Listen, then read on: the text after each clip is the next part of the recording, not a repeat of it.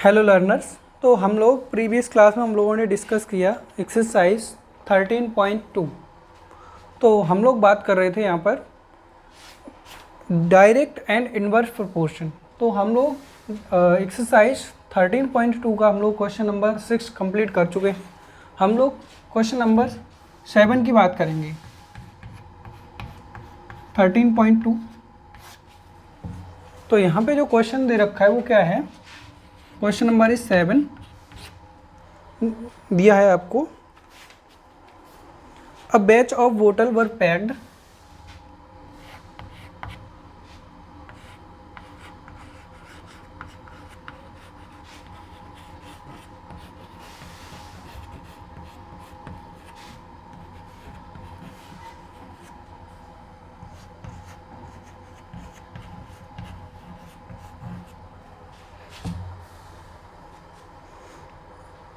in 25 boxes in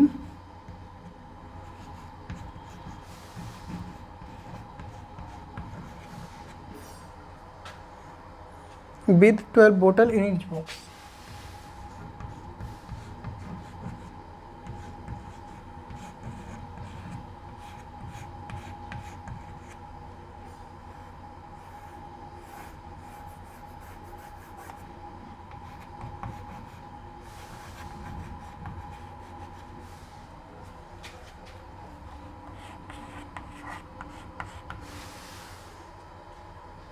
If the same batch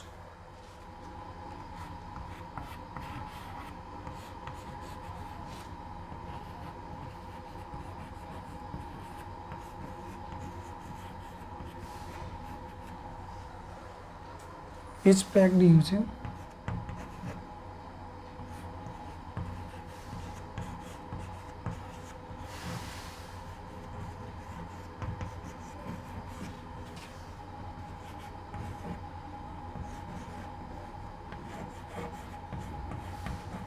bottles in each box,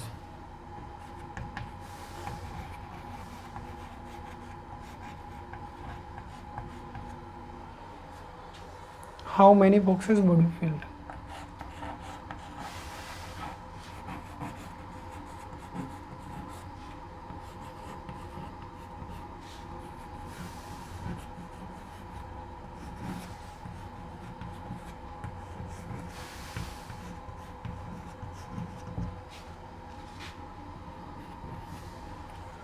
देखिए, तो हमारा question दे रखा है जैसे कि ये है अ batch of bottle were packed in 25 boxes with 12 bottles in each box.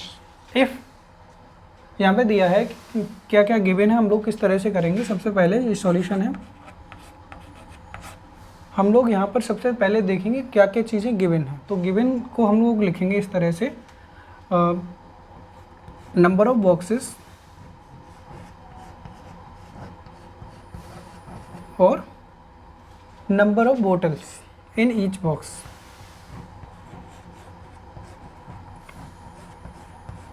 Bottles in each box. तो इस तरह से हम एक टेबल जनरेट कर लेंगे यहाँ पर।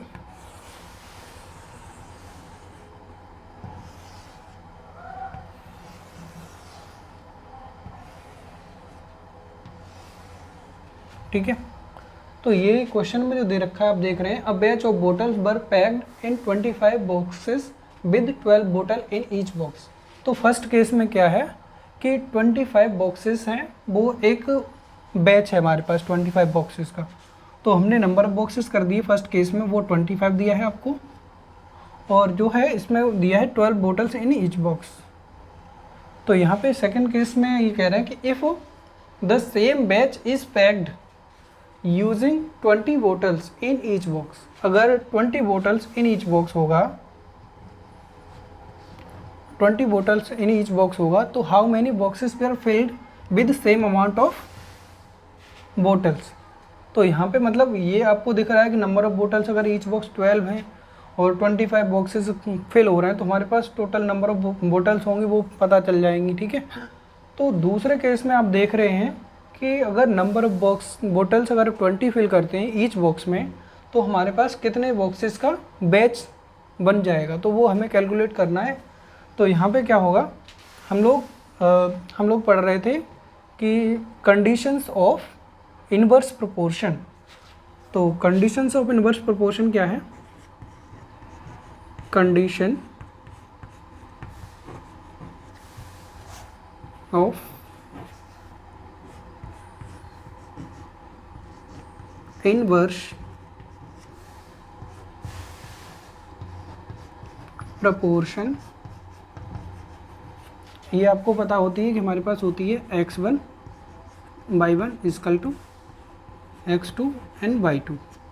तो एज यू नो यहाँ पर जो वैल्यूज़ दे रखी है यहाँ पे हम इसको मानेंगे, ये x जो माना हमने इसको x2 कर देंगे। ये होता है हमारे पास first case x1 and y1 और ये x2 एंड y2। तो यहाँ पर बाय दिस सिचुएशन हम लोग देख सकते हैं कि हमें x2 को फाइंड आउट करना है बाय दिस स्टेटमेंट। तो हमारे पास जो वैल्यूज़ हैं उनको हम पुट कर देंगे। तो हमारे पास क्या है, x1 की वैल्यू जो है वो 25 है और y1 कितना है, y1 है वो 12 है।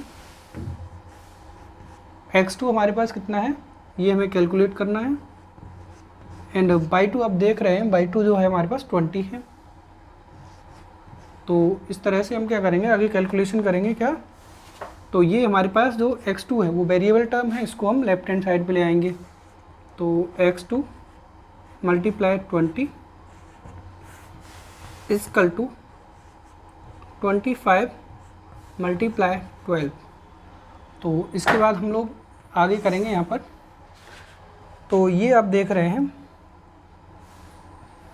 x2, ये जो 20 है वो अब ये यहाँ पे आपको दिख रहा होगा ये मल्टीप्लिकेशन में है। तो जब ये राइट हैंड की साइड में जाएगा तो ये डिवाइड में चला जाएगा। तो ये हो जाएगा इस तरह से x2 equal to 25 multiply 12 divided by 20। तो हम इसको सॉर्ट आउट कर पाएंगे। तो सॉर्ट आउट करने का तरीका आप सिंपल से करेंगे कि हमारे पास हम 4 का टेबल अगर 12 में देंगे तो 3 टाइम्स आएगा और 20 में अगर करते हैं तो 5 टाइम्स आएगा। तो अब ये 5 आपको दिख रहा है वो 25 में आप कैलकुलेट कर सकते हैं। तो 5 बन जा 5 एंड 5 5 जा 25। तो आप इसका सीधे सीधे ईजिली आंसर निकाल सकते हैं। x2 इजकल टू 5 3 जा 15 बॉक्सेस। तो हमारे पास जो बैच बनेगा, जो न्यू बैच जनरेट होगा, उसमें हमारे पास कितने बॉक्सेस होंगे, 15 बॉक्स। तो I think you can understand this. तो हम लोग इसके बाद क्वेश्चन नंबर 8 की बात करेंगे। क्वेश्चन नंबर 8,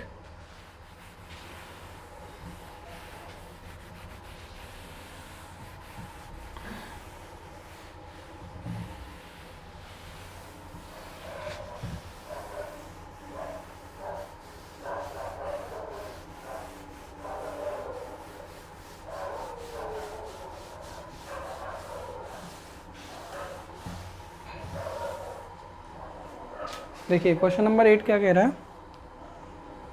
तो ये हमारे पास क्वेश्चन नंबर 8 है। A factory require 42 machine